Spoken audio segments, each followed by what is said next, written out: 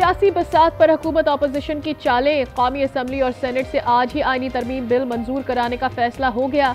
इसहाक डार और आजम नजीर तारड़ की बिलावल भुट्टो से मुलाकात। जराये के मुताबिक हुकूमत ने मौलाना फजल रहमान की हिमायत हासिल कर ली। हुकूमत ने मौलाना फजल रहमान के तहफ़्फ़ुज़ात दूर कर दिए। बिलावल भुट्टो जरदारी ने सालिस का किरदार अदा किया।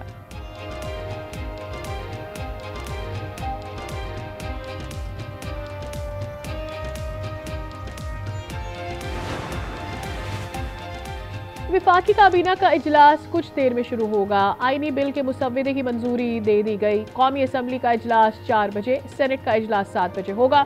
हुकूमती अरकान को हासिल यकीनी बनाने की हिदायत। नवाज शरीफ इजलास में शिरकत के लिए जाती उम्रा से इस्लामाबाद रवाना।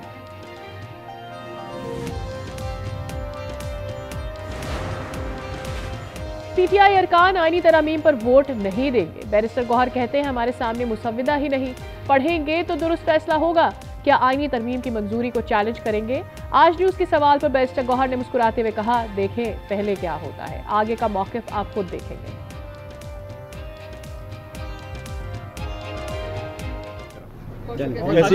अगर वोट पूरे हो जाए सर तो पीटीआई चैलेंज करेगी कहीं पे? पीटीआई का आगे क्या मौका? वो देखो अभी आप देखेंगे पहले क्या होता है। आईनी सियासी बहरान के खात्मे के लिए चांस लेना पड़ेगा। रहनुमा MKM फारूक सत्तार कहते हैं मुजव्वजा आईनी तरामीम का अवामी मफाद से ताल्लुक नहीं, ये कोई पसंदीदा कानून साजी नहीं। इस वक्त मुल्क में इस्तेहकाम नागुज़ीर है।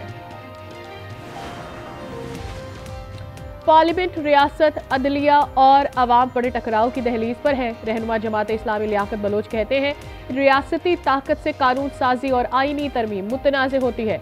मिसाक पार्लियामेंट के लिए कमेटी तनाज़ात के बाइस ताज़ा हवा का अधूरा झोंका है।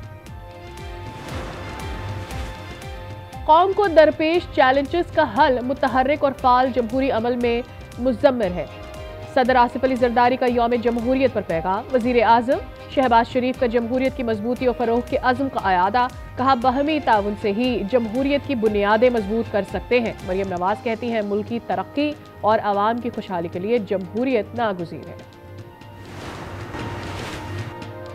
आवाम की दुहाइयां बेकार। IPPs कंपनीज की मालिकान का ताउन से इनकार। कैपेसिटी चार्जेस समेत निर्खों में कमी ना करने पर बज़िद। कहते हैं मुआहदों से छेड़छाड़ महंगी पड़ेगी।